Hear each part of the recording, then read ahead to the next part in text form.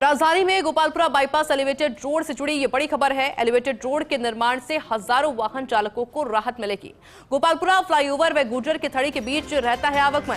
दिन भर हजारों वाहन चालकों का यहां पर सीधा आवागमन रहता है और इन हजारों वाहन चालकों को अब फंसना नहीं पड़ेगा। यातायात जाम में उन्हें फंसना नहीं पड़ेगा। विभिन्न तिराहों पर लगने वाले जाम में अब इनको नहीं फंसना पड़ेगा और ये वाहन चालक बिना रुके कम समय में आवागमन कर सकते हैं। एलिवेटेड रोड के निर्माण के लिए जेडीए करेगा कार्यादेश। इस 30 जून से पहले जेडीए जारी करेगा कार्यादेश। मुख्यमंत्री कार्यालय ने जेडीए को इस बारे में आदेश दिए हैं और इस प्रोजेक्ट के लिए 184.47 करोड़ रुपए की जेडीए स्वीकृति दे चुका है। जेडीए की ओर से प्रोजेक्ट की निविदा भी जारी की जा चुकी है और 20 मई को निविदा जमा कराने की अंतिम तिथि है। गोपालपुरा बाईपास आरओबी से लेकर गंदे नाले तक बनेगी एलिवेटेड रोड। आरओबी के टॉप से शुरू होकर गंदे नाले से 100 मीटर पहले ही उतरेगी। मेरे साथ एसोसिएट एडिटर अभिषेक श्रीवास्तव जुड़ गए हैं। अभिषेक, कितना फायदा मिलेगा इससे?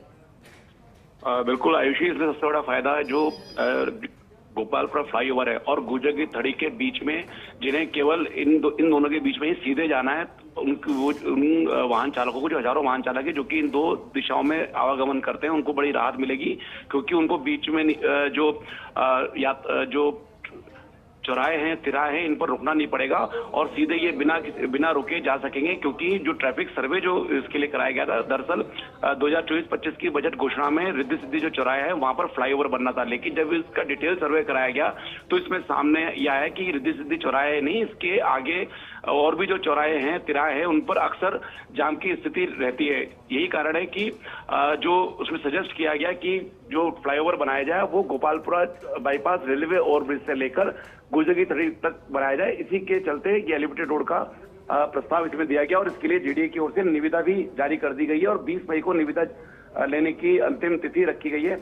मुख्यमंत्री कार्यालय भी बजट घोषणाओं की क्रियान्विति को लेकर गंभीर है। यही कारण है कि मुख्यमंत्री कार्यालय ने ये निर्देश दिए हैं कि 30 जून तक इसके कार्यादेश जारी कर दिया जाए। अगर इसकी डिजाइन की हम बात करें आयुषी, तो जो गोपालपुरा फ्लाईओवर से जो वाहन चालक आएंगे तो उनको इस एलिवेटेड रोड पर आने के लिए, क्योंकि ये जो एलिवेटेड रोड है, ये जो मौजूदा रेलवे ओवरब्रिज है, इसके टॉप से शुरू होगी, जो कि मौजूदा रेलवे ओवरब्रिज के दोनों तरफ बनेगी। एक तरफ 2 लेन और दूसरी तरफ 2 लेन। जो 2 लेन, एक तरफ भी जो 2 लेन होगी वो तो होगी फ्लाईओवर से गुर्जर की तरफ, थड़ी की तरफ जाने के लिए, और जो दूसरी तरफ की जो 2 लेन होगी वो गुर्जर की थड़ी से फ्लाईओवर की तरफ आने के लिए। तो जो गोपालपुरा फ्लाईओवर से जो वाहन चालक गुर्जर की थड़ी की तरफ जाएंगे तो उनको पहले जो मौजूदा ओवरब्रिज है उसका ही उपयोग करना पड़ेगा। इसी ओवरब्रिज से चढ़कर जब वो टॉप पर आएंगे तो वो जो एलिवेटेड रोड है उस पर डाइवर्ट हो जाएंगे और एलिवेटेड रोड से ये सीधे गुर्जर की थड़ी की तरफ जा सकेंगे। और ये जो एलिवेटेड रोड है, जो दोनों तरफ मौजूदा रेलवे ओवरब्रिज के दोनों तरफ 2 लेन बनेगी, ये त्रिवेणी नगर चौराहे के पास में जाके मिल जाएगी और वहां जाकर ये 4 लेन होगी। और जो इसका रैंप है वो महेश नगर 80 फीट रोड का जो जंक्शन है वहां उतरेगा।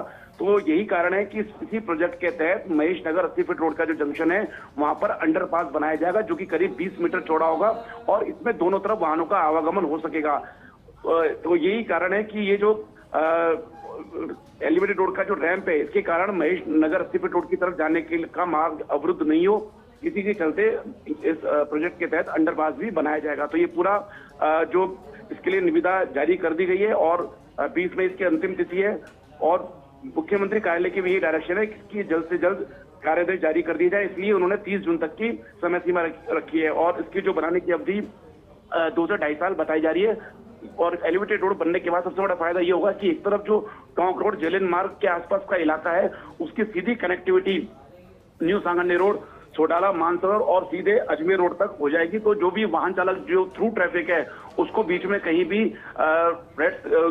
जो ट्रैफिक सिग्नल है उसमें नहीं रुकना पड़ेगा, कहीं जाम में फंसना नहीं पड़ेगा और थ्रू ट्रैफिक का जो मूवमेंट है वो इजी हो सकेगा और कम समय में हो सकेगा। जी बिल्कुल अभिषेक, बहुत बहुत शुक्रिया आपका तमाम जानकारी के लिए।